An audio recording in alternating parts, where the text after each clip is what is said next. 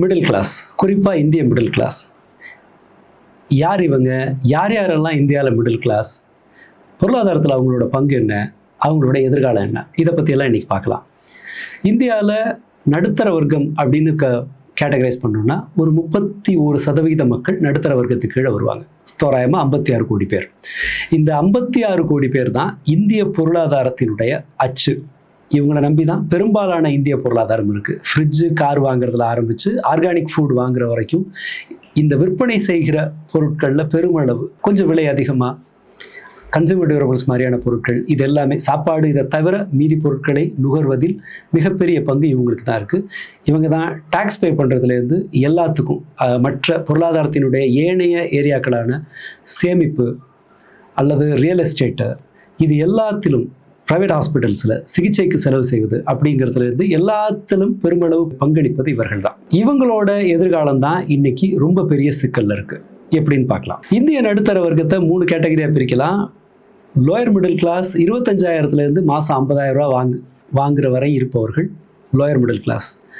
அடுத்ததாக core middle கிளாஸ்னு கணக்கெடுத்தோம்னா சுமாராக இதில் 50,000 1,4 லட்ச ரூபா சம்பளம் வாங்குறவங்க இந்த கேட்டகரிக்கு வருவாங்க. 1,4 4,4 லட்ச ரூபா வரைக்கும் சம்பளம் வாங்குறவங்க அப்பர் மிடில் கிளாஸ் கேட்டகரியில் வர்றாங்க. இவங்க எல்லாருமே சேர்த்து 56 கோடி பேர் இருக்காங்க. இந்த 56 கோடி பேரோட எதிர்காலம் எதனாலையெல்லாம் சிக்கலாகுது அப்படின்னு பார்த்தோம்னா, இவர்களுக்கு வேலை அளித்து கொண்டிருந்த நிறுவனங்கள் ரொம்ப வேகமாக தங்களுடைய வேலை கொடுக்குற ஏரியாவை சுருக்குறாங்க. வேலை கொடுப்பதை குறைக்கிறாங்க. வேலையில் இருக்கிறவங்கள வெளியில் அனுப்பிட்டு இருக்காங்க. பெருமளவு ஒயிட் காலர் ஜாப், இந்த மிடில் கிளாஸிலிருந்து வந்தவர்கள் தான் ஒயிட் காலர் ஜாப்ஸுக்கு போயிருக்காங்க. ஐடி கம்பெனிஸ், மற்ற கார்ப்பரேட் நிறுவனங்கள், இது எல்லாமே வெளிநாட்டுக்கு போகிறவங்க, இந்த மாதிரியான எல்லாமே இந்த மிடில் கிளாஸ் மக்களிடமிருந்து தான் இது வரைக்கும் நடந்துகிட்டு இருந்தது. இப்போது தொழில்நுட்ப வளர்ச்சி காரணமாக ஆட்டோமேஷன், ஏஐ, இது எல்லாமே ரொம்ப வேகமாக பணியிடங்களை குறைச்சிக்கிட்டே இருக்குது. அடுத்த 5-10 வருஷத்தில் 50% ஒயிட் காலர் ஜாப்ஸ் இல்லாமல் போகலாம். இந்த ஒயிட் காலர் ஜாப் இல்லாமல் போகிறதுனுடைய ரொம்ப மோசமான விளைவு என்ன அப்படின்னு பார்த்தோன்னா, இந்த வேலை இருக்குங்கிற நம்பிக்கையில் தான் மிடில் கிளாஸ் தங்களுடைய முதலீட்டை கல்வியின் மீது அவங்க செய்கிறாங்க. விஐடி மாதிரி ஒரு கல்லூரியில் நீங்கள் என்ட்ரன்ஸில் எழுதி பாஸ் பண்ணி போனால் கூட சுமாராக 40,000-50 லட்ச ரூபா செலவாகும் ஒருத்தர் இன்ஜினியரிங் படிக்கிறதுக்கு. வேலம்மாள் மாதிரி ஒரு ஸ்கூல் அல்லது பத்மசேஷாத்ரி மாதிரியான ஒரு பள்ளி அப்படின்னு கணக்கெடுத்துக்கிட்டிங்கன்னா வருஷத்துக்கு 3-4 லட்ச ரூபா செலவாகும். மாணவர்களோட எல்லா செலவையும் சேர்த்து சொல்கிறேன். ஒரு மிடில் கிளாஸ் வாழ்க்கையை கொடுத்துட்டு இந்த பள்ளியில் கல்வி பெறுவதற்கு டிரான்ஸ்போர்ட்டு எல்லாம் சேர்த்திங்கன்னா சுமாராக ரொம்ப குறைவாக பார்த்தீங்கன்னா 3 லட்ச ரூபா செலவாகும். 5 லட்ச ரூபா வரைக்கும் போகலாம். ஸோ பள்ளி இறுதியை முடிப்பதற்குள்ள மாணவர்கள் கிட்டத்தட்ட 50-60 லட்ச ரூபா செலவு பண்ணணும் ஒரு மிடில் கிளாஸ் லைஃப்பில். கல்லூரிக்கு அதுக்கு இணையாக செலவு பண்ணணும். ஒரு 1 கோடி ரூபாய் எடுத்து வைக்காமல் ஒருத்தரால் பள்ளியும் கல்லூரியும் முடிக்கிறது ரொம்ப கஷ்டம். நான் சொல்கிறது மிடில் கிளாஸுக்கு மட்டும். இதிலிருந்து எவ்வளவு நீங்கள் இதில் பட்ஜெட்டை குறைச்சாலும் கூட இதில் பாதியாவது ஒரு மிடில் கிளாஸ் இன்றைய இன்ஃப்ளேஷன் ரேட்டுக்கு செலவு பண்ணணும். இவ்வளவு செலவு பண்ணி ஐடி வேலை கிடைக்காது அல்லது வேறு கார்ப்பரேட் வேலை கிடைக்காது, வெளிநாட்டுக்கு போக முடியாதுங்கிற ஒரு நிலைமை வந்துச்சுன்னா இவர்கள் முதலீடு செய்கிறது சிக்கலாகும். ஸோ புதிய கல்வி நிறுவனங்கள் இவங்கெல்லாம் ஒரு த்ரெட்டை எதிர்கொள்வாங்க. இந்த மிடில் கிளாஸ் தான் வேலை எதிர்காலம் பாதிக்கப்படும் போது இவர்கள் தான் இந்த ரியல் எஸ்டேட் சந்தையை உயிரோடு வச்சுருந்தவங்க. அது இவ்வளவு வீங்கி பெருசாகிறதுக்கான காரணம் இந்த மிடில் கிளாஸ் தான். நீங்கள் கவனிச்சிங்கன்னா தெரியும், நகர்ப்புறங்களில் வீடுகள் ஒரு சென்னை மாதிரியான நகரத்தில் அப்பார்ட்மெண்ட் வாங்குறதுங்கிறதே கிட்டத்தட்ட 75 லட்ச ரூபாய்க்கு மேலே போயாச்சு. இந்த வாழ்நாள் முழுக்க கட்டணும் அப்படிங்கும்போது பிள்ளை வளர்க்குறதுல ஒரு பெரும் செலவு, வீடு அப்படின்னு வரும்போது இது எல்லாமே எதிர்காலத்தில் வீட்டை விற்க முடியாதுங்கிற நிச்சயமற்ற நிலை, இது எல்லாமே சேர்ந்து எங்கே கொண்டு வந்து நிறுத்த போகுது?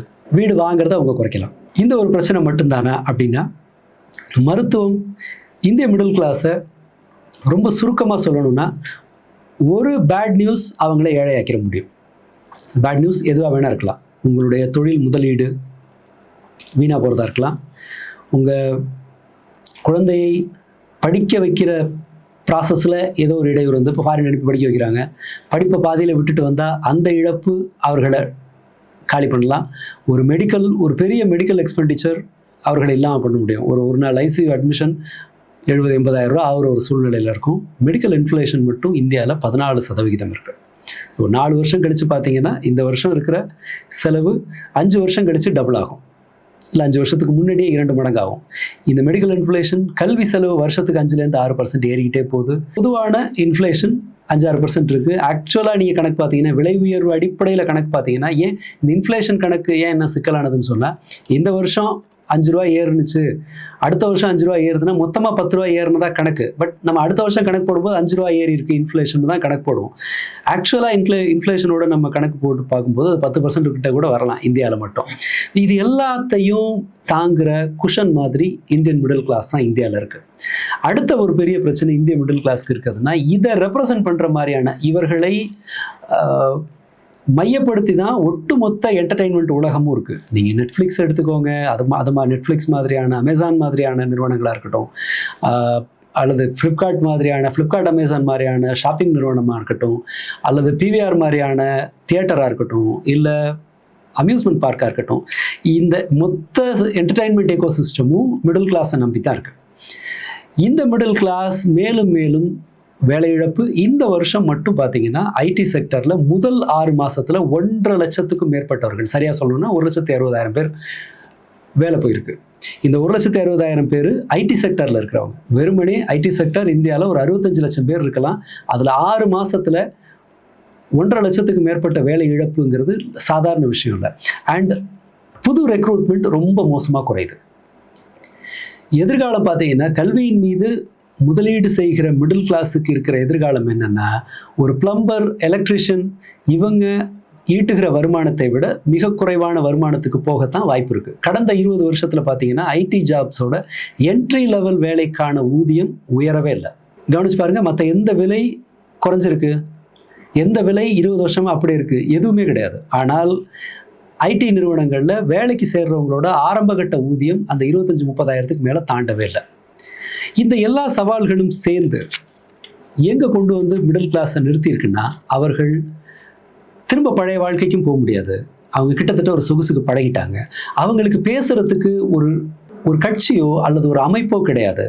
அவங்க வேலை பார்க்குற இடங்கள் எல்லாவற்றிலும் ஒரு யூனியன் ஒன்று கிடையாது. இன்ஃபேக்ட் பல அரசு நிறுவனங்கள்லேயே கூட இப்போது ஊழியர்களுக்காக நேர்மையாக சண்டையிடுவதற்கான ஒரு யூனியன் ரேர்.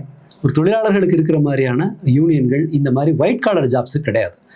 என் நினைவு சரின்னா, வங்கிகளில் மேனேஜர்கள் யூனியன் ஆரம்பிக்க முடியாது. மேனேஜர்கள் யூனியன்கள் பொருந்தாது. ஸ்ட்ரைக்கெல்லாம் இருக்கும்போது மேனேஜருங்க வந்து வேலை பார்ப்பாங்க. இவர்களுக்கு வேலை அளித்து கொண்டிருந்த வங்கித்துறைகளில் கிளரிக்கல் அப்பாயின்மெண்ட் ரொம்ப ரொம்ப குறைஞ்சிருக்கு. அதுலேயும் ஆர்டிஃபிஷியல் இன்டெலிஜென்ஸோ அல்லது மற்ற தொழில்நுட்ப வளர்ச்சியோ மேம்படும் போது இந்த வேலைகளும் குறைய வாய்ப்பு இருக்குது. அரசு துறை நிறுவனங்களில் டீச்சர் ரெக்ரூட்மெண்ட் குறைஞ்சிருக்கு. கிட்டத்தட்ட 90,000க்கும் மேற்பட்ட பள்ளிகள், அரசு பள்ளிகள் இந்தியாவில் மூடப்பட்டிருக்குன்னு ரெக்கார்ட் சொல்லுது கடந்த சில ஆண்டுகளில். புது ரெக்ரூட்மெண்ட் கிடையாது. அரசு மேலும் மேலும் மேலும் கான்ட்ராக்ட் எம்ப்ளாயீஸ்க்கு போகுது. கான்ட்ராக்ட் எம்ப்ளாயீஸ் அவங்க 15-20,000க்கு வேலைக்கு போகணும். 15-20,000 வேலைக்கு போக ஆரம்பித்தா இன்றைய இந்திய நடுத்தர வர்க்கம் நாளைய ஏழைகளை தயாரித்து கொண்டிருக்கிறது. இவங்களோட முந்தைய சேமிப்போட நிலை என்னன்னா, அது இன்னும் மோசம். நகர்ப்புறங்களில் வீடுகள், புதிய வீடுகள் விலை ஏறி இருக்கு. ஆனால் வீடு விற்கணும்னு நினைக்கிறவங்களோட நிலைமை ரொம்ப கஷ்டமாக இருக்குது. நீங்கள் ஃபிக்ஸ்ட் டெபாசிட்டில் உங்களோட ஓய்வு கால ஊதியத்தை போட்டிருக்கீங்கன்னு சொன்னால், ஆக்சுவலாக உங்களுடைய பணத்தின் மதிப்பு, அந்த மெடிக்கல் இன்ஃப்ளேஷன் 14% ஏறி பொதுவான இன்ஃப்ளேஷன் 6-7% இருக்கும்போது உங்களுடைய சேமிப்பு ஒரு 7% வட்டியை கொண்டு வருது அப்படின்னு நினச்சிக்கிட்டா அது பெரிய பிரயோஜனம் இல்லை. இன்னும் 10 வருஷம் கழித்து ஓய்வு பெற போகிறவர் 3 கோடி டெபாசிட் வச்சுருந்தாலும் கூட, 2-3 கோடி டெபாசிட் வச்சுருந்தாலும் கூட கைக்கும் வாய்க்கும் தான் வாழ வேண்டியிருக்கும். ஏன்னா அப்போ மெடிக்கல் இன்ஃப்ளேஷன் எந்த லெவலில் இருக்கும்னு நமக்கு தெரியாது. சரி, இது இல்லாமல் வேறு இடங்களில் முதலீடு செய்யலாமா? அவங்க அதிகபட்சம் முதலீடு செய்கிற இடம் எது? Stock market. ஸ்டாக் மார்க்கெட்டோட நிலைமை என்னென்னா, கடந்த 2 வருஷத்தில் இந்திய பங்கு சந்தை லாபம் கொடுக்கவே இல்லை. அதனுடைய ஏற்ற இறக்கம் அச்சுறுத்துற மாதிரி இருக்கு. இன்ஃபேக்ட் அரசின் புள்ளி விவரங்களின்படியே 99% பங்கு சந்தையில் நஷ்டத்தை தான் எதிர்கொள்கிறாங்க. ஓகே, அதெல்லாம் சரி. மற்ற பிரச்சனை ஏதாவது சரியா இருக்கா? அல்லது ஏதோ அவசிய பொருட்களுடைய விலையெல்லாம் ஏதாவது குறைஞ்சிருக்கான்னா எதுவும் கிடையாது. எல்லா பொருட்களும் நாம் நினைச்சு பார்க்க முடியாத அளவுக்கு உயரத்தில் போயிட்டு இருக்கு. ரொம்ப மலிவாக கிடைத்து கொண்டிருக்கிற விஷயங்கள், எலக்ட்ரிசிட்டி, இது மாதிரியான விஷயங்களும் கூட இன்னும் காம்ப்ளிகேட் ஆகுது. சென்னை மாதிரியான நகரத்தில் நடுத்தர வர்க்கம் இந்த வெயிலை எதிர்கொள்ள முடியாமல் அவர்கள் அதற்கு கூடுதலாக செலவிட வேண்டியிருக்கும். இந்த மின்சார கட்டணங்களை அரசு வருஷா வருஷம் ஏற்ற சொல்லுது, அதில் வரப்போகிற ப்ரைவேடைசேஷன், இது எல்லாமே சேர்ந்து நடுத்தர வர்க்கத்தை எந்த நாளும் ஏழையாயிடலாம் அப்படிங்கிற ஒரு சூழலுக்கு தள்ளிக்கிட்டு இருக்கு. மிடில் கிளாஸுக்கும் ஏழ்மைக்கும் இடையே இருப்பது ஒரே ஒரு கெட்ட செய்தி தான். அது எத்தகைய கெட்ட செய்தியாகவும் இருக்கலாம். உங்கள் வேலை போகிறதா இருக்கலாம், உங்களுடைய சேமிப்பு அர்த்தமற்றதாக இருக்கலாம், ஏதோ ஒன்று. சேமிப்பு காப்பாற்றாது அப்படிங்கிறது ஒரு பக்கம் இருந்தாலும் கூட, கூடுதலாக வரப்போகிற இந்த கால மாற்றங்கள் கொண்டு வந்து சேர்க்கிற ஏனைய பிரச்சனைகள், ஃபாரின் போய் தப்பிச்சுக்கலாம் அப்படின்னு நினச்சா கவர்மெண்ட் வேலை இல்லைன்னு ஆயிடுச்சு. கவர்மெண்ட் வேலை குறைஞ்சிக்கிட்டே இருக்குது. அது ரொம்ப ரிஸ்கி வேலையாகுது. ஈவன் ஆசிரியர்கள், மற்ற அரசு ஊழியர்கள் எல்லாம் இப்போது ஆட்குறைப்பு காரணமாக பழைய ஆட்கள் ரிட்டையர்ட் ஆகி போனால் புது ஆட்கள் நியமிக்கப்பட்டது குறைவாக இருக்குங்கிறதுனால அவங்களுக்கு வேலை ஓவர்லோட் ஆகுது. இன்ஃபேக்ட் அரசு துறைகளில் பல பேர் வேலை தாக்கு பிடிக்க முடியாமல் வெளியில் வந்துட்டு இருக்காங்க. வெளிநாட்டுக்கு போய் வேலை பார்த்து தப்பிச்சுக்கலாம் அப்படின்னு சிலர் நம்பலாம். ஆனால் பல்வேறு நாடுகளில் ஆட்குறைப்பு நடக்கிறதுனால அந்த வெறுப்பு வெளிநாட்டு ஊழியர்களை உள்ள வரவிடாமல் தடுக்கிறதுக்கு போயிட்டு இருக்கு. அமெரிக்காவில் இந்தியர்களுக்கு எதிரான ஒரு வெறுப்பு இருக்குது. ஐரோப்பிய நாடுகளில் இவங்களுக்கு ஒரு நாகரிகமான பழக்கம் கிடையாது, அடுத்தவங்களை தொந்தரவு பண்ணுறவங்கிற கெட்ட பேர் ஏறிட்டு இருக்கு. பல்வேறு நாடுகள், ஆஸ்திரேலியா, நியூசிலாந்து மாதிரியான நாடுகள் உட்பட உலகத்தில் பெரும்பாலான நாடுகள், வளர்ந்த நாடுகள், இந்தியர்கள் போய் செட்டில் ஆகி தப்பிச்சுக்கலான்னு நினைக்கிற நாடுகள் இந்தியர்களுக்கான வாசலை அடைக்க ஆரம்பிச்சிருக்காங்க, அல்லது அதனுடைய விதிகளை ரொம்ப டைட்டன் பண்ணியிருக்காங்க. நீங்கள் வெளிநாடு ஓட முடியாது, முதலீடு காப்பாற்றாதுன்னா உங்களுக்கு தேவைக்கும் உங்களுடைய முதலீட்டுக்கும் பொருத்தம் இருக்காது. வேலை நாளுக்கு நாள் ரிஸ்க் ஆகிக்கிட்டே இருக்குது. ஏராளமாக வேலை போகிறவங்களுக்கு திரும்ப வேலை கிடைக்கிறது இல்லை. குழந்தைகளை நல்லபடியாக படிக்க வச்சு அவங்கள செட்டில் பண்ணிடலாம் அப்படிங்கிற கனவுலையும் ஒரு பெரிய ஓட்டம் விழுந்திருக்கு. இந்தியாவில் மட்டும் 14 கோடி பேர் இளைஞர்கள், 15லிருந்து 29 வயதுக்குட்பட்ட 14 கோடி பேர் எந்த வேலையில் இல்லாமல், எந்த பயிற்சியும் எடுக்காமல், பள்ளி கல்லூரிக்கு போகாமல் ஐடியலாக இருக்காங்க. 14 கோடி பேர். இந்த 14 கோடி பேர் தான் மிடில் கிளாஸ் ரிட்டையர்டாகி உலகத்தை எதிர்கொள்ள போகும்போது இந்த 17 கோடி பேர் ஒரு பேர்டனாக இருப்பாங்க.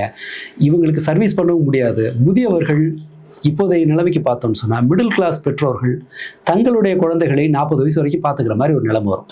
தங்கள் உயிரோடு இருக்கிற வரை தங்கள் குழந்தைகளை பார்த்து கொள்ள வேண்டிய ஒரு நெருக்கடிக்கு மிடில் கிளாஸ் பெற்றோர்கள் ஆளாவாங்க. இதை ஏன் மிடில் கிளாஸே நம்ம சொல்கிறோன்னா, ஏழைகள் ஏதோ ஒரு வகையான உடல் உழைப்பு தொழிலில் போய் ஈடுபட்டு தன் குடும்பத்தை காப்பாற்றிட முடியும்.